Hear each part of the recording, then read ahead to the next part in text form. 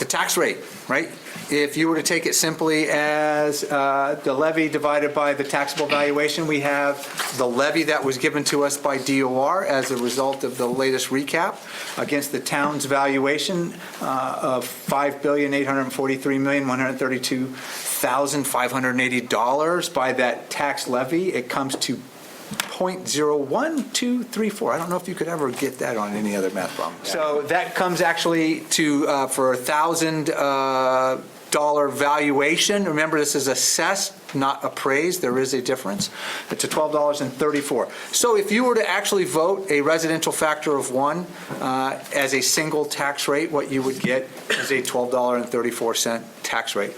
You have the ability on a sliding scale up to a factor of 1.5 to move the residential factor and shift it away from the residential to the commercial, industrial, and personal property line.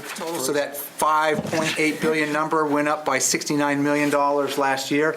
That's the current town value of all of our taxable property. What we saw in residential was about a 1% increase, and that yielded about $48 million worth of value. In the commercial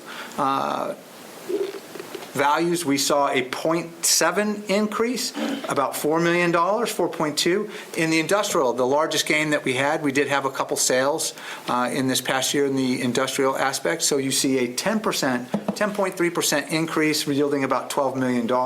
And then personal property up about 4.6. Just to kind of refresh you, what you voted on last year, essentially a 28% tax shift from the residents back onto the CIP, that yielded a valuation for the residential rate of $11.54. And I will highlight for this council, you have the lowest rate in the community and surrounding communities.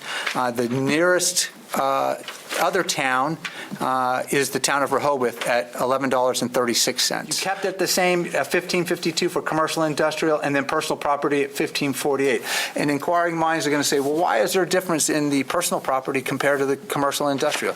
That's because you have in the past adopted the small commercial exemption and taken off that first $5,000 off of those personal property owners that are $5,000 and less. That gets shifted into the commercial and industrial, so you see the slight change in the rate there. If you were to maintain it at the current shift, and then you see the residential single rate, $12.34, and then the single tax rate for commercial and industrial takes into account those shifts if you have the small commercial exemption, because we do think you will adopt that as well. We cherry-picked and gave you and highlighted the last year's shift, right? So if you were to adopt that again, what the split in the tax rate would be as a result of that. But you can see we ran it to 135. We can run it further. You have a sheet. You can take it back to 1. You can take it to 1.5. The law does not allow you to take it above 1.5. I think only Boston gets that ability to go above 1.5. So you have that. And I would say just use this and refer to it as you're thinking of where you would potentially like to land, or ask us for data or supporting information on it.